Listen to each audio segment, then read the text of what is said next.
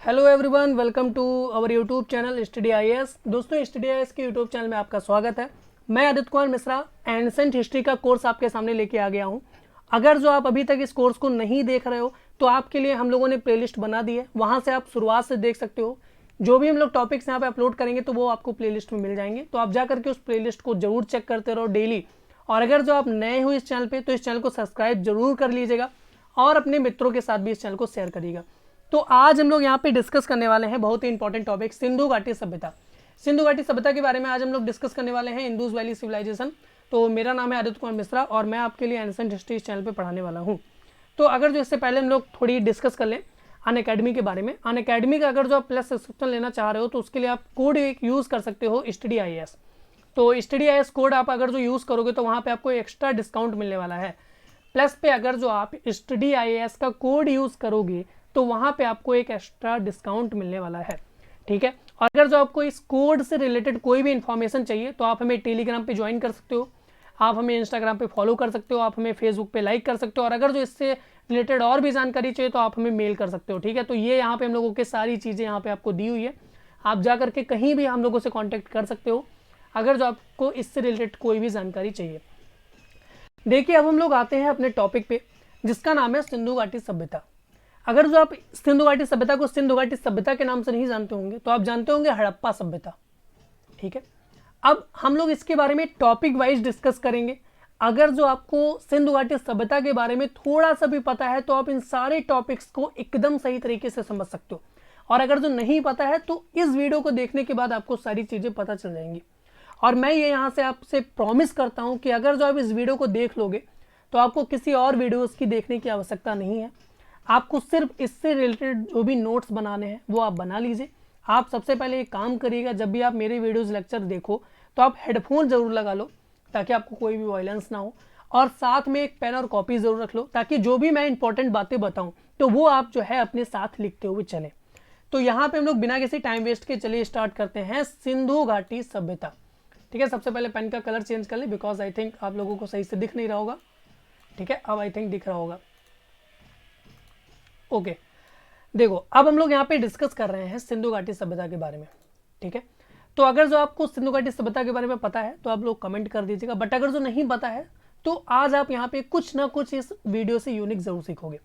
देखिए, जो सिंधु घाटी सभ्यता है यह जो है विश्व की सबसे प्राचीन नदी घाटी सभ्यताओं में से एक है, ठीक है। अगर जो हम बात करें सुमेरियन सभ्यता या मेसोपोटामिया की सभ्यता की बात करें या चीन सभ्यता की बात करें तो उसी से रिलेटेड हमारी ये भारत की सभ्यता थी सिंधु घाटी सभ्यता, जो एक विश्व की प्राचीन नदी घाटी सभ्यताओं में से एक है, ठीक है। और इस सभ्यता का जो उदय हुआ वह सिंधु नदी की घाटी में हुआ था, इसलिए इसका क्या नाम रख दिया गया, सिंधु सभ्यता रख दिया गया, ठीक है। यानी कि अब आप समझो, आप किसी अगर जो कोई भी सभ्यता किसी नदी के आसपास फली फूली है तो उसको उसी नदी के नाम से जाना जाने लगा।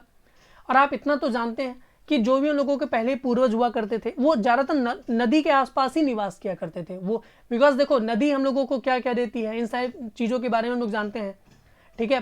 पीने के लिए जल देती है, व्यापार करने के लिए अच्छे साधन देती है, हम लोग को कहीं कहीं जाना है तो हम लोग आराम से जल मार्ग के द्वारा जा सकते हैं, और एक दूसरे से लिंक होती हैं। जो नदियाँ होती हैं वो एक दूसरे से लिंक होती हैं, तो इसलिए हम लोगों को कोई प्रॉब्लम यहाँ पे नहीं क्रिएट होती। तो ज़्यादातर जो उनका साधन था वह नदी के किनारे ही बनाया करते थे, ठीक है। और अब इसकी बात करें तो इसके प्रथम जो यहाँ पे उत्खनन हुआ वह हुआ जाके हड़प्पा, ठीक है। और इस हड़प्पा के नाम पे हुआ जाके, मतलब कि हड़प्पा एक स्थान था तो वहाँ पे उसका हड़प्पा सभ्यता के नाम से भी जानते हैं, ठीक है। और ये आद्य ऐतिहासिक कालीन होने के कारण आद्य ऐतिहासिक भारतीय और सिंधु सरस्वती सभ्यता के नाम से भी जानी जाती है, मतलब कि इसको जो है हम लोग सिंधु सरस्वती सभ्यता के नाम से भी जाने जाते हैं। देखो, आद्य ऐतिहासिक इसको क्यों बोला गया, क्योंकि यहाँ पे हम लोगों को लिखित साक्ष्य तो मिलते हैं। आप इस चीज को समझ लो, एक होता है प्रागैतिहासिक, एक होता है आद्य ऐतिहासिक और एक होता है ऐतिहासिक। तो हम लोगों को आद्य ऐतिहासिक से रिलेटेड क्या हुआ कि हम लोगों को यहाँ पे लिखित स्रोत तो मिल रहे हैं, बट लिखित स्रोत मिलने का कारण यह नहीं हुआ कि हम लोग उसको पढ़ सकते हैं। लिखित स्रोत मिले बट हम लोग उसके बारे में जानकारी नहीं जानते हैं, हम लोग उस चीज को नहीं पढ़ पा रहे हैं, तो इसलिए इस चीज को आद्य ऐतिहासिक काल में रख दिया गया है, ठीक है। अब अगर जो बात करें तो इस सभ्यता की खोज किसने की, ठीक है, जो बहुत ही इंपॉर्टेंट है। यानी कि भाई आप सभ्यता पढ़ा तो रहे हो बट इसकी खोज किसने की, इसके बारे में हम लोग डिस्कस कर लें। देखो, यह जो एक अज्ञात सभ्यता रही इसको जो है राय बहादुर साहनी, राय बहादुर दयाराम साहनी, आप बहुत ही मोस्ट इंपॉर्टेंट नाम है राय बहादुर दयाराम साहनी। मैं जितनी बार इसको दोहराऊं आप इसको कॉपी पे एक काम करिए, आप इसको लिख ही लीजिए, राय बहादुर दयाराम साहनी, ठीक है, राय बहादुर दयाराम साहनी, ठीक है। उन्होंने क्या किया कि पुरातत्व सर्वेक्षण विभाग के महानिदेशक तौर पे जो उस टाइम पे थे सर जॉन मार्शल, ठीक है, उनके निर्देशन में 1921 में इस स्थान की खुदाई करवाई थी, ठीक है। लगभग एक वर्ष बाद 1922 में ही श्री लाखरदास बनर्जी ने उन्होंने पाकिस्तान के सिंध प्रांत के लरकाना जिले के मोहनजोदड़ो में स्थित एक बौद्ध स्तूप की खुदाई की और एक और स्थान का पता चला। यानी कि 1922 यानी कि उसके नेट एक साल बाद एक और महान पुरातत्ववेत्ता आए, उनका नाम क्या था, राखलदास बनर्जी। और राखलदास बनर्जी के नेतृत्व में पाकिस्तान के सिंध प्रांत के लरकाना जिले में वहां पे एक खुदाई और हुई जिसका नाम रखा गया मोहनजोदड़ो, ठीक है। यह भी एक बहुत ही इंपॉर्टेंट था, ठीक है। अब अगर जो बात करें तो इसके बारे में एक और कहावत कही जाती है कि 1856, ठीक है, 1856 में होता क्या है कि कराची से लेकर के लाहौर तक रेल लाइन बिछाई जा रही थी, कराची से लेकर के लाहौर तक रेल लाइन बिछाई जा रही थी। तो होता क्या है कि अब आप समझो ये रेल लाइन बिछाई जा रही है तो वहां पे सामग्री थोड़ी कम पड़ गई, यानी कि जो वो लोग ईंटों का यूज कर रहे थे वो थोड़ी सी कम पड़ गई। तो होता क्या है कि भाई अब कहीं ना कहीं से तो लानी थी, और उस टाइम ऐसी व्यवस्थाएं भी नहीं थी कि भट्टे से तुरंत ईंट बनी हो तुरंत पहुंच गई।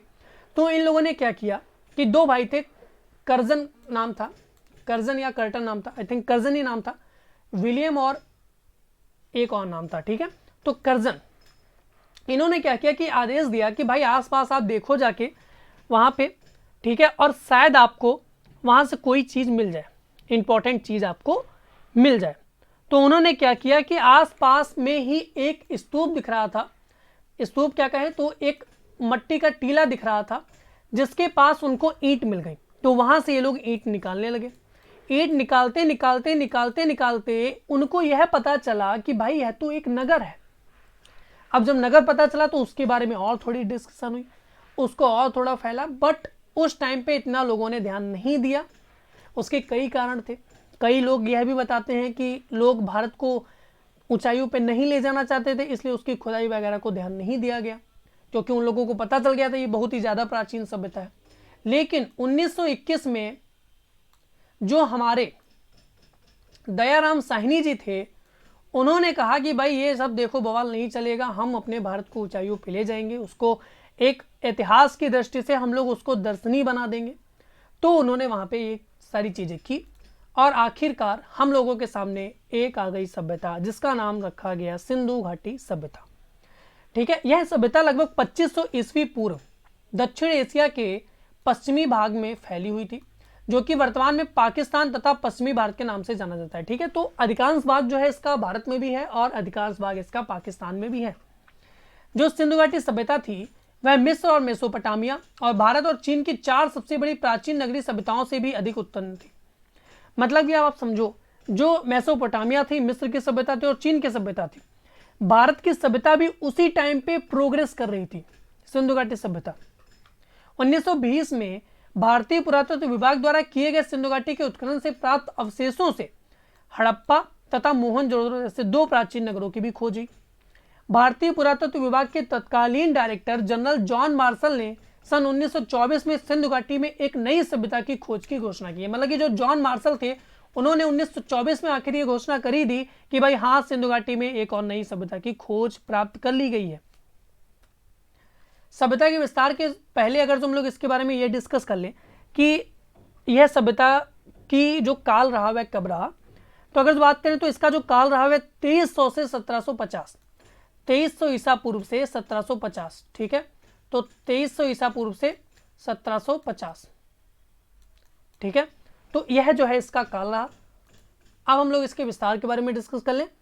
अब तक इस सभ्यता के अवशेष जो मिले हैं वह पाकिस्तान और भारत के पंजाब, यह नाम आप याद रखिएगा, बहुत इंपॉर्टेंट है, लिख लीजिए इसको, पंजाब, सिंध, बलूचिस्तान, गुजरात, राजस्थान, हरियाणा, पश्चिमी उत्तर प्रदेश, जम्मू कश्मीर के भागों में पाए जा चुके हैं, ठीक है।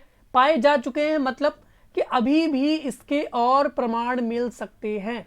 यह कोई एक काल्पनिक नहीं है, यह रियलिटी है। हम लोग यहाँ पे काल्पनिकता पे नहीं जी रहे हैं, क्योंकि हम लोगों को इसके साक्ष्य मिले, इसलिए हम लोग इसको कह सकते हैं कि पाए जा सकते हैं।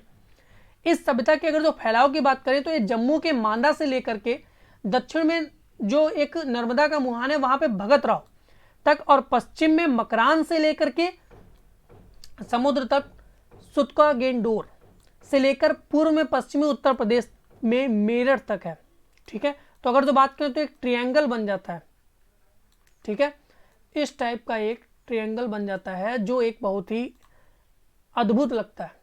ठीक है, आप इन सारी चीज़ों को मिलाओगे तो एक ट्रायंगल बन जाएगा, त्रिभुजाकार। ठीक है, अगर जो बात करें तो यह जो है दायमाबाद और लगभग त्रिभुजाकार वाला है। ठीक है, जैसे मैंने बात की ना, तो यह बात कुल 12,99,600 वर्ग किलोमीटर तक फैला हुआ है। ठीक है, और इसमें होता क्या है कि जो अगर जो सिंधु के जो पूर्व से पश्चिम तक के विस्तार की बात करें तो ये 1600 किलोमीटर है, और उत्तर से दक्षिण की बात करें तो ये 1400 किलोमीटर है। ठीक है, तो आप एक चीज ध्यान रखिएगा जो बहुत ही इंपॉर्टेंट है, 12,99,600 वर्ग किलोमीटर जो है पूरा क्षेत्र इसका फैला हुआ है। और अगर जो बात करें तो ये सिंधु घाटी सभ्यता मिस्र या सुमेरियन सभ्यता के से भी अधिक विस्तृत क्षेत्र में फैली हुई थी। मतलब कि आप समझो, जो मिस्र की और सुमेरियन सभ्यता थी वह तो एक छोटे से इलाके में फैली हुई थी, बट जो हमारी सिंधु घाटी सभ्यता है वह पूरे एक बड़े से इलाके में फैली हुई है।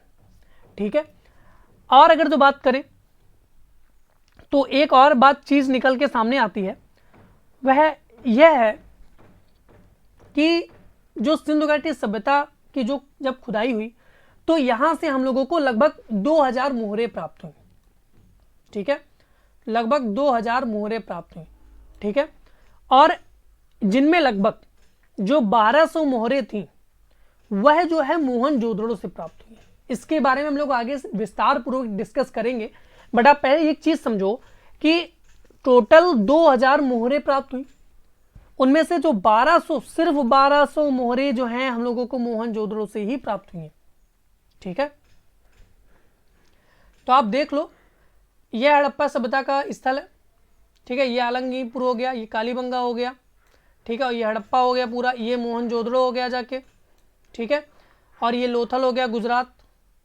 ठीक है, तो आप इन सारी चीज़ों को ध्यान रखना। और हाँ, आप एक चीज़ ध्यान रखें, हड़प्पा जो है ना, हड़प्पा वह सिंधु घाटी नदी पे नहीं स्थित है, वह सिंधु नदी पे नहीं स्थित है, वह रावी नदी पे स्थित है। ठीक है, बहुत ही ज़्यादा इंपॉर्टेंट क्वेश्चन बनता है कि हड़प्पा जो है वो शहर वह किस नदी पे स्थित है, वह रावी नदी पे स्थित है। ज़्यादातर लोग क्या प्रॉब्लम करते हैं, क्रिएट करते हैं कि वह लगा देते हैं कि भाई ये भी सिंधु घाटी पे होना चाहिए, सिंधु नदी पे होना चाहिए, तो ऐसा नहीं है, वह रावी नदी के आसपास स्थित है।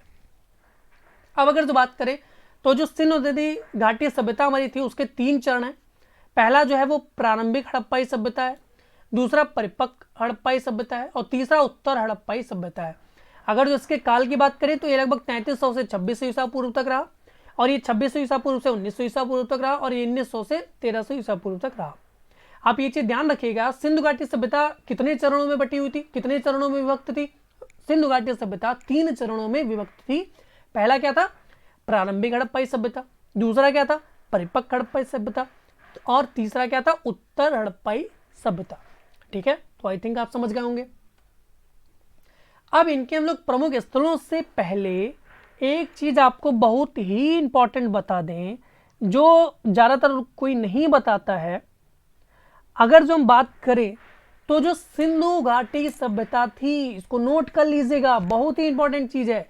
जो सिंधु नदी घाटी सभ्यता थी उसके सिर्फ 3 केंद्रीय नगर थे, उसके सिर्फ 3 केंद्रीय नगर थे, जिसमें मोहनजोदड़ो, हड़प्पा और धोलावीर। ठीक है, तो हड़प्पा, मोहनजोदड़ो और धोलावीर यह जो है सिर्फ इनके केंद्रीय नगर थे। ठीक है, जो एक बड़ी बस्तियां थी। अब हम लोग डिस्कस कर लेते हैं हड़प्पा के बारे में। जो हड़प्पा थी इसके बारे में एक बहुत ही अच्छी चीज है कि हड़प्पा की ही सबसे पहले खुदाई हुई।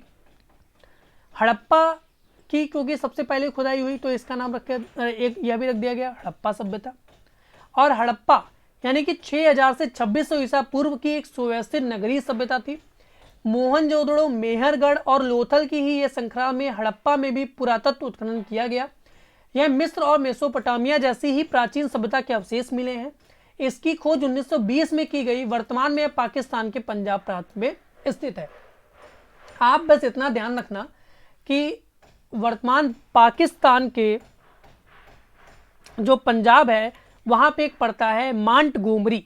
मांटगोमरी जिला है, वहां पे रावी नदी के तट पे यह स्थित है। ठीक है, तो रावी नदी के तट पे यह स्थित है और इसकी खोज जो कि 1920 में दयाराम साहनी उन्होंने इसकी खोज की थी। ठीक है, और इस नगर के जो अवशेष लगभग मिले हैं ये 3 मील के दायरे में फैले हुए थे। आप समझो 3 मील के दायरे में फैले हुए थे। ठीक है, 3 मील के दायरे में फैले हुए थे। अब अगर जो बात करें हड़प्पा से रिलेटेड ही हम लोग डिस्कस कर लेते हैं। तो जो हड़प्पा का सामान्य आवास क्षेत्र था उसके दक्षिण में एक कब्रिस्तान मिला है। मतलब कि उसके दक्षिण में एक कब्रिस्तान मिला हुआ है। यहाँ पे कब्रिस्तान मिला हुआ है जिसमें समाधि, ठीक है, आप समझो समाधि जो है वह उसको जो है एक नाम दिया गया है R37। ठीक है, R37। ठीक है, R37 उसको नाम दिया गया है। जो उसके आसपास के समाधि स्थल मिले हैं उसको नाम दिया गया है और दक्षिण में मिले हुए हैं। ये चीज़ बहुत इंपॉर्टेंट है। ठीक है, और जो हड़प्पा था वह भारत में सबसे पुराना खोजा गया शहर था। ठीक है, और हड़प्पा ही एक ऐसा स्थल है जहां से हम लोगों को यह एक चीज़ें मिली हैं कि ताबूत में रखकर दफनाने के प्रमाण मिले हैं। मतलब कि ताबूत में रखकर जो है वहां के मृतक शरीरों को दफना दिया जाता था। ठीक है, आप इस चीज़ को ध्यान रखिएगा कि सिर्फ एक ऐसा यही चीज़ मिले। और यहां से एक चीज़ और बहुत इंपॉर्टेंट चीज़ मिली है, एक श्रृंगी पशु, एक सींग वाला पशु मिला है।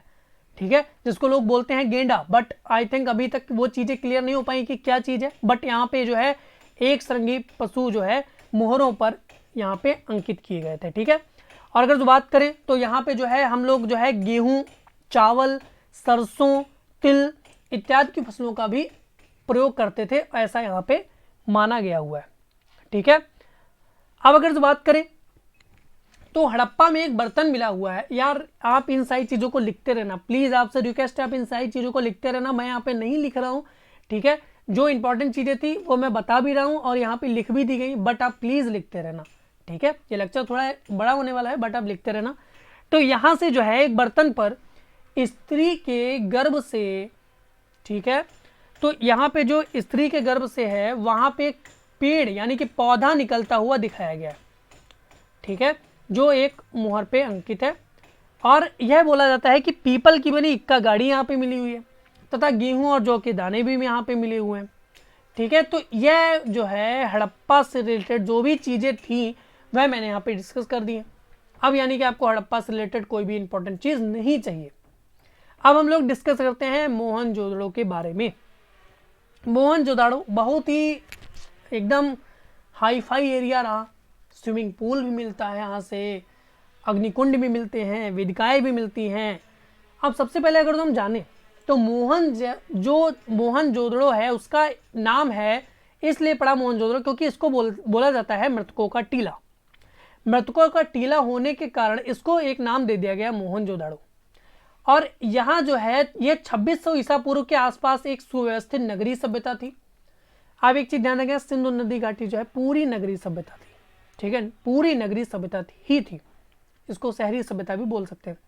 हड़प्पा जो है मेहरगढ़ और लोथल की ही श्रृंखला में मोहनजोदड़ो में भी पुरातत्व उत्खनन किया गया। यहाँ मिस्र और मेसोपोटामिया जैसे ही प्राचीन सभ्यता के अवशेष मिले, यानी कि हड़प्पा में भी यहाँ से मिले हैं और मोहनजोदड़ो से भी मिले हुए हैं। ठीक है, इसकी जो खोज की वो 1922 में राखलदास बनर्जी जी ने की थी। 1922 ईस्वी में राखलदास बनर्जी जी ने जो है मोहनजोदड़ो की यहाँ पे खोज की हुई थी। ठीक है, तो आप इस चीज़ को ध्यान रखना। मोहनजोदड़ो से इंपॉर्टेंट अभी हम लोग आगे पढ़ेंगे क्योंकि इसके यहाँ से हम लोगों को मिला हुआ है स्विमिंग पूल। ठीक है, विशाल स्नानागार जैसे हम लोग बोलते हैं। ठीक है, तो आप इस चीज़ को ध्यान रखना। अब हम लोग बात कर लेते हैं चौंदड़ो की। मोहनजोदड़ो के ही दक्षिण में एक चौंदड़ो नामक स्थान यहाँ पे है। आप एक चीज ध्यान रखनी, आप जो मोहनजोदड़ो है उसके पड़ोस में ही दक्षिण में एक चौहंदड़ो है। यहाँ से हम लोगों को मुहरें मिली हुई हैं, यहाँ से हम लोगों को गाड़ियाँ मिली हुई हैं। इसके साथ साथ यहाँ पे हड्डियों से अनेक वस्तुओं का निर्माण होता था। एक बहुत ही इंपॉर्टेंट क्वेश्चन बनता है कि हड्डियों से निर्माण की गई वस्तुओं के अवशेष कहाँ से प्राप्त होते हैं? वह हम लोगों को प्राप्त होते हैं चौहंदड़ों से। ठीक है, तो अब एक चीज़, बहुत ही इंपॉर्टेंट चीज़ ध्यान रखिएगा, चौहंदड़ो जो एक बहुत ही इंपॉर्टेंट चीज़ है। ठीक है, और अगर जो बात करें तो इस नगर की जो खोज की वह सर्वप्रथम 1931 में एन गोपाल मजूमदार ने किया था। एन गोपाल मजूमदार ने चौहंदड़ो की खोज की। लोथल की बात करें तो यह गुजरात के अहमदाबाद जिले में भोगवा नदी के किनारे स्थित है। भोगवा नदी के किनारे कौन सा स्थित है? लोथल। रावी नदी के किनारे कौन सा स्थित है? हड़प्पा। सिंधु नदी के पास में कौन सा स्थित है? सिंधु नदी घाटी। किनारे सड़क वाला, ये इतना ज़्यादा इंपॉर्टेंट नहीं, नामक ग्राम के समीप स्थित है। इसकी खुदाई 1954 से 55 में रंगनाथ राव के नेतृत्व में की गई थी। रोपड़ के बारे में अगर जो डिस्कस करें, ठीक है, तो रोपड़ में जो है ये पंजाब प्रदेश के रोपड़ जिले में स्थित है, इसलिए इसका नाम रोपड़ रखा गया है। सतलज नदी के बाएं तट पर स्थित है। यहाँ स्वतंत्रता प्राप्ति के पश्चात सर्वप्रथम उत्खनन किया गया था। एक और इंपॉर्टेंट क्वेश्चन हम लोगों को मिल जाता है, वह यह है कि स्वतंत्रता की प्राप्ति के पश्चात सिंधु सभ्यता से रिलेटेड जिस नगर की खुदाई की गई, उत्खनन किया गया, वह नगर कौन सा था? वह नगर हमारा कौन सा था? रोपड़। इसका आधुनिक नाम रूपनगर था। 1950 में इसकी खोज बी लाल ने की थी। बी लाल ने यहाँ पे इनकी खोज की थी। नाम बहुत ही ज्यादा इंपॉर्टेंट है, बी लाल। ठीक है, अब अगर तुम बात करें तो अब हम लोग डिस्कस करते हैं जो और छोटे छोटे नगर हैं, इन लोगों के बारे में हम लोग डिस्कस कर लेते हैं। ठीक है, तो यहाँ पे जो है कालीबंगा, इनके बारे में लोग शॉर्ट में जानेंगे। ठीक है, तो यहाँ पे कालीबंगा है, सुरकिंगडोर है, लोथल है, रंगपुर है, बड़ावली है, आमरी है, धोलावीरा है और सुरकोतदा। तो देखो, जो इंपॉर्टेंट चीज़ें आती हैं वो मैं आपको यहाँ पे डिस्कस कर दूँ कि कालीबंगा से हम लोगों को क्या क्या प्राप्त हुआ है। अग्नि वेदिकाएँ मिली हुई हैं, ऊँट की हड्डियाँ मिली हुई हैं, लकड़ी का हल मिला हुआ है। जो कालीबंगा से हम लोगों को जो चीज़ें मिली हुई हैं वह अग्नि वेदिकाएँ मिली हुई हैं, ऊँट की हड्डियाँ मिली हुई हैं और लकड़ी का हल मिला हुआ है। सुरकिंगडोर से क्या मिला हुआ है? हड़प्पा और बेबीलोन के बीच व्यापार का केंद्र बिंदु था। जो सुरकिंगडोर था वह जो था हड़प्पा और बेबीलोन के बीच का व्यापारिक केंद्र था। लोथल से हम लोगों को क्या हुआ है कि मानव निर्मित बंदरगाह, गोदीवाड़ा, चावल की भूसी, अग्नि वेदिकाएं और शतरंज का खेल। जो लोथल था वह पूरी सिंधु नदी घाटी सभ्यता का एक बहुत ही महत्वपूर्ण बंदरगाह था। ठीक है, लोथल जो था वह बंदरगाह था किसका? सिंधु नदी घाटी सभ्यता के टाइम का। अब आप बात करते हैं रंगपुर की, तो यहाँ से कच्ची ईंटों के दुर्ग मिले हुए हैं, नालियों के साक्ष्य मिले हुए हैं, मृदभांड मिला हुआ है, बांट मिला हुआ है, पत्थर के फलक मिले हुए हैं।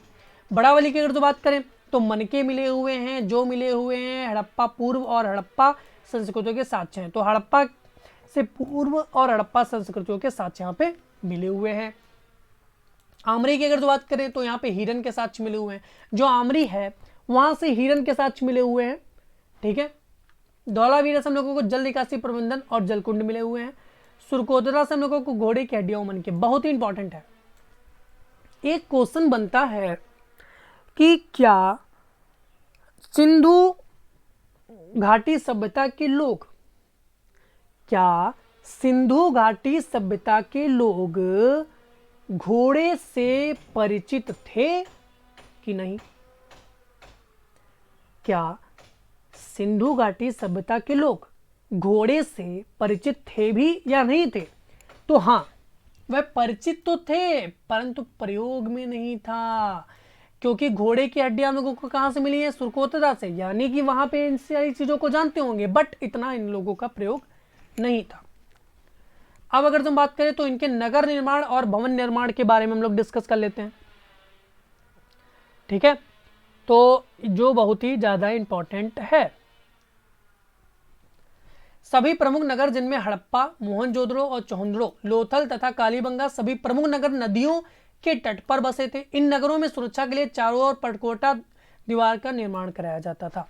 देखो अगर जो बात करें जितने भी प्रमुख नगर थे वह सभी नदियों के सामने विकसित हुए, नदियों के पड़ोस में विकसित हुए, नदियों के आए दाएं विकसित हुए। क्यों? जैसा कि मैंने पहले आपको बता रखा है। और इनकी सुरक्षा के लिए इनके चारों ओर एक परकोटा बना दिया गया, दीवार बना दी गई जिसका निर्माण करा दिया गया। और प्रत्येक नगर में चौड़ी एवं लंबी सड़कें थी। बहुत ही इंपॉर्टेंट है यार। अब आप सोचो वहां पे भी उस टाइम पे भी लंबी और सड़कें थी, चौड़ी और लंबी सड़कें थी। चौड़ी सड़कों के किनारे एक दूसरे शहरों को जोड़ती थी। सिंधु घाटी सभ्यता में कच्चे पक्के छोटे बड़े सभी प्रकार के भवनों के अवशेष मिले हैं। अब आप समझो वह क्योंकि शहरी सभ्यता थी तो भाई क्यों ना मिले, वहां के लोग भी जानते थे 1 मंजिला 2 मंजिला 3 मंजिला घर ही मिलते थे। वहां पे भी हम लोग जिस टाइम पे आप लोग बनाते हैं ना 1 मंजिला घर 2 मंजिला घर, वहां पे भी घर बनते थे। वहां पे भी आप देखो वहां पे भी दुकानें लगती थी, वहां पे भी जो है नालियां बनती थी, वहां पे भी सड़कें बनती थी, वहां पे भी स्वच्छता रहती थी। ठीक है। भवन निर्माण में सिंधु सभ्यता के लोग दक्ष थे। इसकी जानकारी प्राप्त भवनावशेषों से होती है। इनके द्वारा निर्मित मकानों में सुख सुविधा की पूर्ण सुविधाएं थी। इनके मकानों में ही शौचालय बना हुआ करता था, प्रकाश की उचित व्यवस्था थी, रोशनदान एवं खिड़कियां भी बनाई जाती थी। रसोई घर, स्नानागृह, आंगन एवं भवन कई मंजिल के होते थे। दीवार ईंटों से बनाई जाती थी। भवनों घरों में कुएं भी बनाए जाते थे। लोथल में ईंटों से बना एक हौज मिला है। जो आप समझो लोथल जो है वहां से एक ईंटों का हौज मिला हुआ है। ठीक है। और जो अगर जो बात करें तो घरों में मतलब कि अब ऐसा भी नहीं था कि भाई वहां पे सरकारी नल लगा दिया गया कि अब आप जाओ सारी चीजें एक लोग इकट्ठा हो रहे हैं एक ही जगह पे, सारी भीड़ भाड़ हो रही है, वहीं पे लड़ाई धुक्का मुक्की जो भी चीजें होती थी वो ऐसा नहीं था। वहां पे क्या किया गया कि भाई आप जो है घरों में ही कुएं बना लो, घरों में ही नाली बनी हुई है, घरों में ही शौचालय बना हुआ है, घरों में ही आंगन बना हुआ है, घरों में ही नाली निकास कर दिया गया है। समझो सारी चीजें वहां पे थी। जिस टाइम पे हम लोग जिस टाइम पे जी रहे हैं जैसे वहां पे भी वो लोग उस टाइम पे वैसे ही जी रहे थे। विशाल स्नानागार, देखिए आ गया ना विशाल स्नानागार। विशाल स्नानागार हम लोगों को कहां से मिला है? मोहनजोदड़ो से हम लोगों को विशाल स्नानागार मिला है। बहुत ही इंपॉर्टेंट चीज है, विशाल स्नानागार से रिलेटेड बहुत ही चीजें पूछी जाती हैं। ठीक है। यहां से जो एक अत्यंत भव्य विशाल स्नानकांड मिला है, स्नान कुंड इसको बोलते हैं, से बाहर जल निकासी की उच्चतम व्यवस्था थी। यानी कि आप समझो जैसे इस टाइम पे स्विमिंग पूल में जल बाहर निकाल दिया जाता है तो उस टाइम पे भी जो है वहां पे निकालने की व्यवस्था थी। और यहाँ पे समय समय पर जलाशय की सफाई की जाती थी। आप समझो ऐसा भी नहीं था कि वहां पे लोग गंदा उसको रखें, वहां पे सफाई भी की जाती थी। स्नानागार के निर्माण के लिए उच्च कोटि की सामग्री का प्रयोग किया गया था। इस कारण आज भी 5000 वर्ष बीत गए हैं उसके बाद भी इसका अस्तित्व विद्यमान है। आप समझो। और ये आप चीज देख रहे हो ना, ये ठीक है, ये यहां पे और ये चीज, ठीक है। मैं कलर चेंज कर लूं पिन का तब आपको पता चलेगा कि मैं किस टॉपिक की बात कर रहा हूं। यह आपको एक चीज दिख रही होगी ये, ठीक है, और आपको यह भी दिख रहा होगा। तो यह जीने हैं, यह जो है दोनों इसके आसपास दिए, मतलब कि यहां से आप उतरो और यहां से चढ़ के निकल जाओ। और यहाँ पे जो आसपास दिए हुए हैं यहाँ पे वस्त्र बदलने के लिए भी आपको कमरे दे दिए गए थे। आप समझो कितनी अच्छी चीज यहाँ पे दी हुई है कि आपको वस्त्र बदलने के लिए खुले में जाने की आवश्यकता नहीं, आप आराम से जाओ वस्त्र बदल लो, सारी चीजें आप यहाँ पे करके आ सकते हो। देखो कुछ लोगों का मानना है कि यह जो स्नानागार था ये हर टाइम नहीं खुला रहता था। मतलब आप समझ रहे हो ना कि ऐसा नहीं था कि ये हर टाइम खुला रहे। क्यों? क्योंकि यहां पे ऐसा बोला गया कि जो लोग थे, जो प्रमुख लोग थे वही यहां पे सिर्फ स्नान कर सकते थे। ठीक है। जो प्रमुख लोग थे वही सिर्फ यहां पे स्नान कर सकते थे, इसलिए यहां पे इनको बोला गया कि भाई ये हर टाइम पे नहीं खुला रहता था।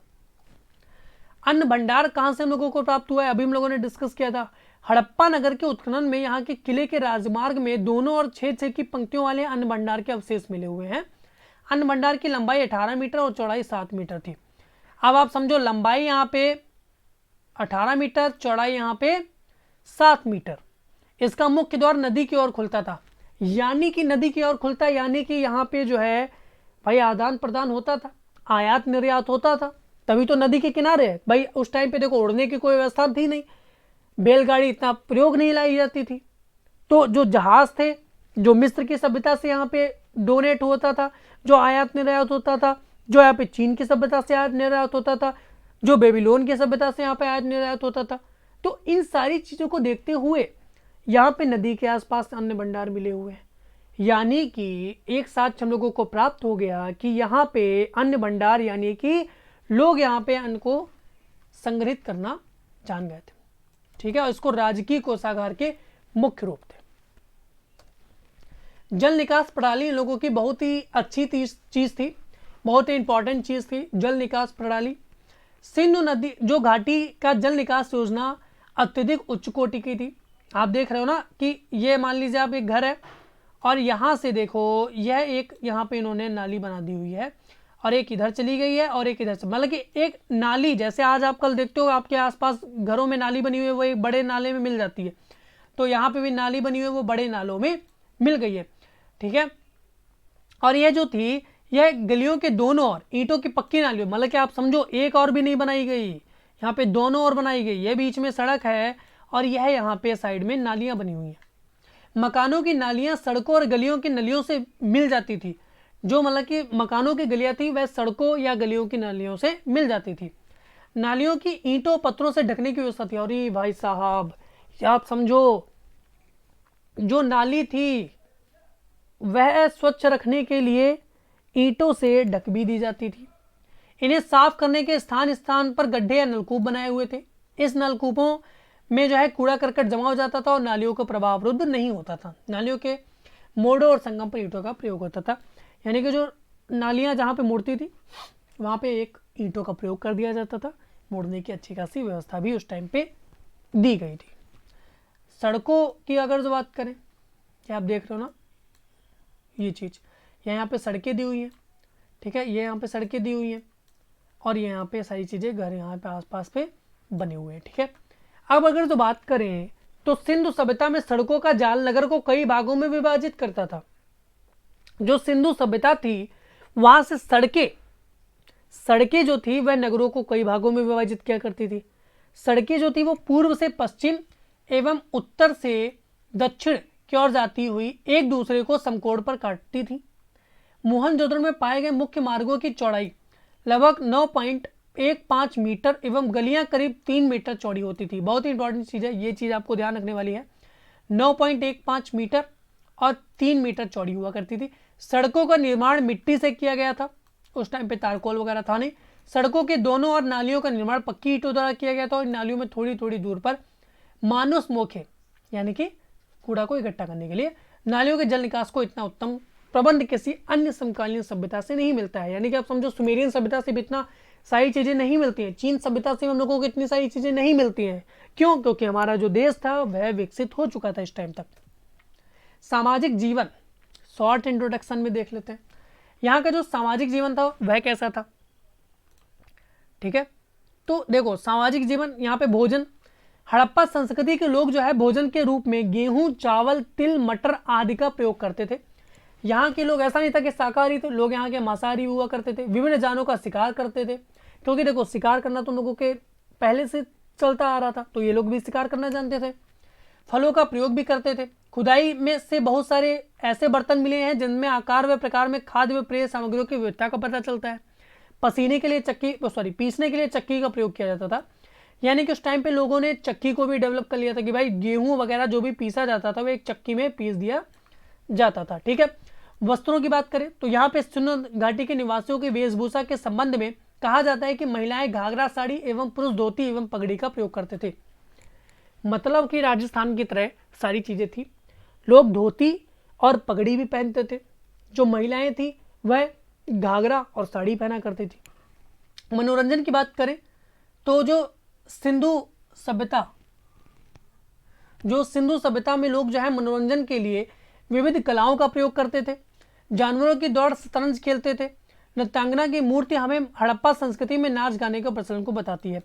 ठीक है, जो आप समझो यहाँ से अभी हम लोगों ने क्या डिस्कस किया था, शतरंज के साथ हम लोगों को कहाँ से मिले थे। यहाँ पे आप आ जाओ, शतरंज के साथ हम लोगों को कहाँ से मिले थे। देखो यहाँ पे कहाँ पे शतरंज का साक्ष्य, यह लोथल का जो एरिया है वह वहाँ से शतरंज के हम लोगों को साक्ष्य मिले हुए थे। ठीक है, तो यही चीज़ मैं यहाँ पे बोल रहा हूँ ना कि यहाँ पे मनोरंजन का उन लोगों का शतरंज के भी खेलते थे, ठीक है। और यहाँ पे मिट्टी एवं पत्थर के पासे भी मिले हुए, यानी कि लूडो भी, आई थिंक लूडो भी खेलते हो, ठीक है। इन सारी चीज़ों को आप समझते हुए समझो कि शतरंज भी वहाँ पे का प्रमुख खेल था, क्योंकि शतरंज की उत्पत्ति तो अपने देश में हुई ना, शतरंज खेल की उत्पत्ति कहाँ हुई? अपने देश में। तो इसलिए जो है वहाँ पे शतरंज भी ये लोग खेला करते थे।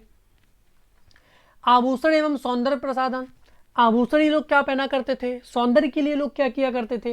अब आप समझो, ये जो ब्यूटी पार्लर है ये पहले से टाइम से चलता आ रहा है। स्त्री पुरुष दोनों आभूषण धारण करते थे। आभूषणों में हार, कंगन, अंगूठी, कर्णफूल, भुजबंद, हंसली, कंडे, करधनी, पायजेब आदि विशेष उल्लेखनीय है। कलाई, जो कई लड़ी वाली करधनी और हाथ भी मिले हैं। मतलब कि आप समझो कि हार भी लोग पहनते थे और करधनी भी पहना करते थे। आभूषण जो हुआ करते थे वह सोने और चांदी, पीतल, तांबा, हाथी दांत, हड्डियों और पक्की मिट्टी के बने हुए करते थे। अमीर बहुमूल्य धातुओं और जवाहरात के आभूषण धारण करते थे। स्त्री पुरुष दोनों श्रृंगार प्रेमी थे। मतलब कि आप समझो यहाँ पे जो स्त्री थी और जो पुरुष थे यह दोनों ही श्रृंगार प्रेमी थे। आजकल के टाइम में पुरुष थोड़ा कम है बट स्त्रियां ज़्यादा हैं, ठीक है। उस टाइम पे दोनों इक्वल थे, मतलब कि दोनों को पसंद था कि भाई हम लोग जो है यहाँ पे श्रृंगार करें। यहाँ पे लोगों को कंघी भी मिलती है, आईना भी मिलता है और होठों को रंगने के लिए भी मिलता है, काजल भी मिलता है। मृतक कर्म की अगर तो बात करें तो देखो इस काल में जो है सबों को जमीन में दफना दिया जाता था, जलाया नहीं जाता था, इनको दफना ही दिया जाता था।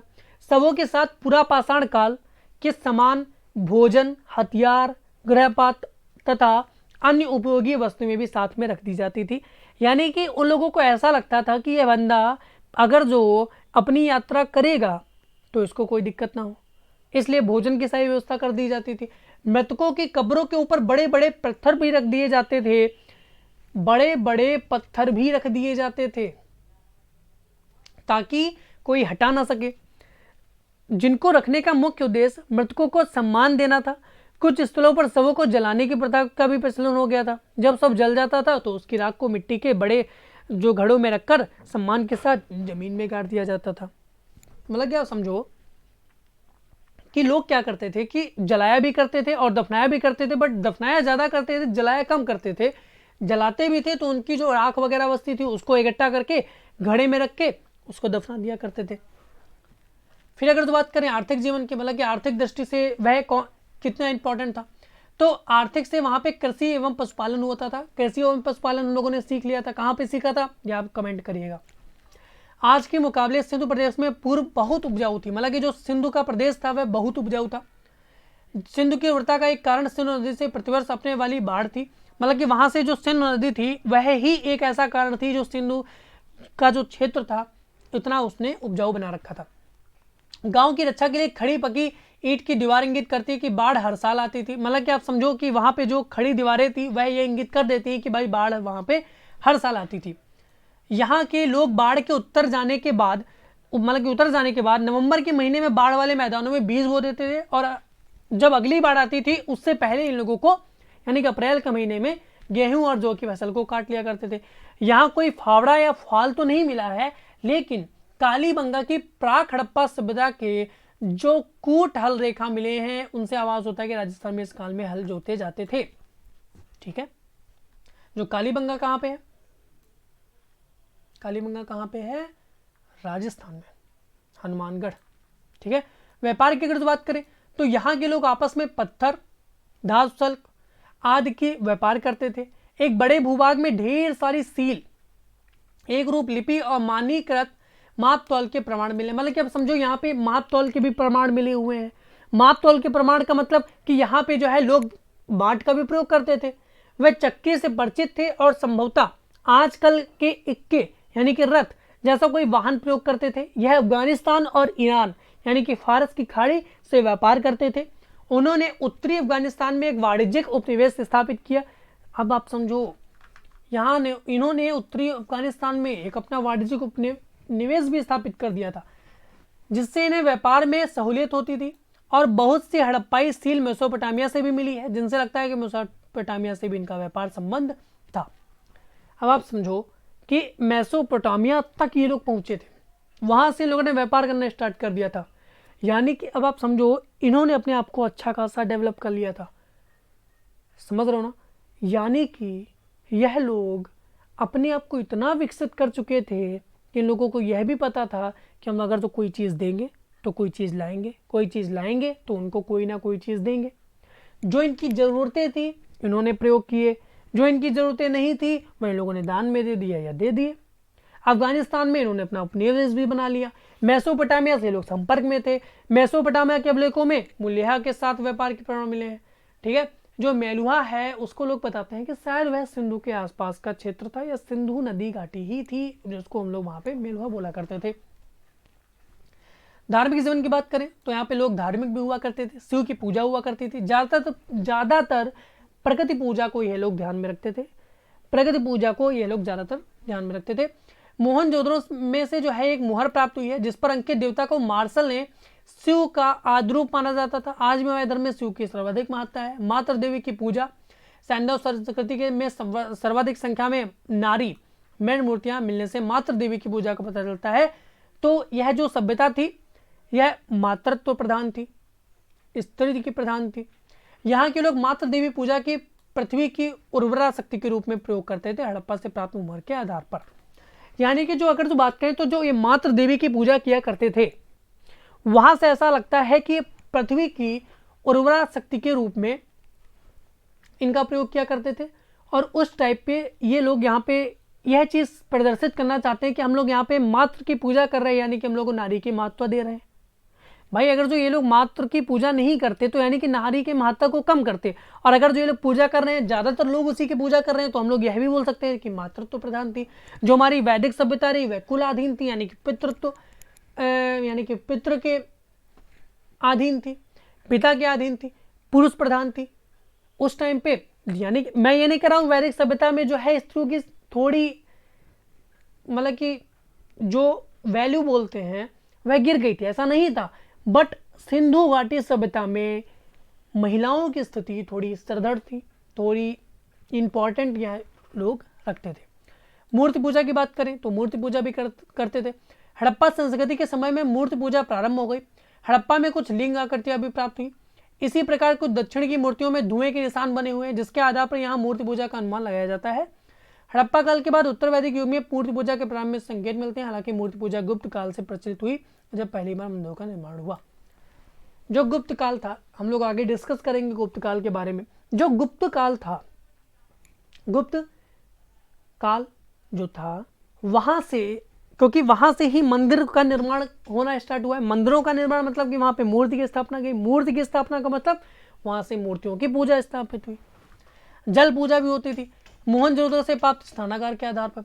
सूर्य पूजा भी होती थी क्योंकि मोहनजोदड़ो से प्राप्त स्वास्तिक प्रतीकों के आधार पर यहाँ से स्वास्तिक प्रतीक का संबंध सूर्य पूजा से लगाया जाता है। नाग पूजा भी होती थी मोहरों पर नागों के अंकन के आधार पर। वृक्ष पूजा होती थी क्योंकि मोहरों पर कई तरह के वृक्ष जैसे पीपल, केला, नीम आदि का अंकन मिला है। यह जो सारी चीजें हैं यह मोहरों या किसी पत्थर के ऊपर अंकित की गई वस्तुओं को ध्यान में रखते हुए बताया गया है। ऐसा यह चीजें यहाँ काल्पनिक हो सकती हैं। क्यों?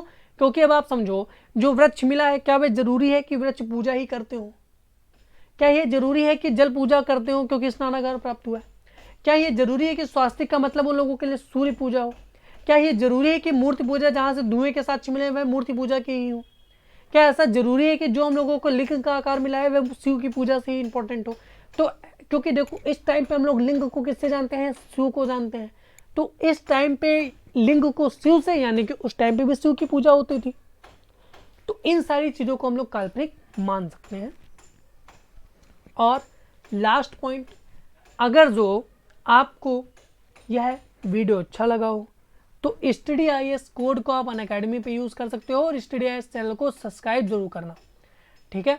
और अगर जो आपको अब भी कोई रिलेटेड अगर जो पॉइंट्स बचते हैं या आपको नहीं समझ में आए या मैंने डिस्कस नहीं किए हो तो आप उन पॉइंट्स को कृपया करके कमेंट कर दीजिएगा। मैं कोशिश करूंगा कि आपको आंसर दे दूं, या आप हमारे टेलीग्राम, फेसबुक, इंस्टाग्राम या मेल ID पे आप सारी चीज़ों को डिस्कस कर सकते हो। तो अगर जो आपको वीडियो अच्छा लगा हो तो आप इसको ज़्यादा से ज़्यादा लोग तक शेयर करिए, सब्सक्राइब करिए और हम लोगों को फॉलो करिए। धन्यवाद।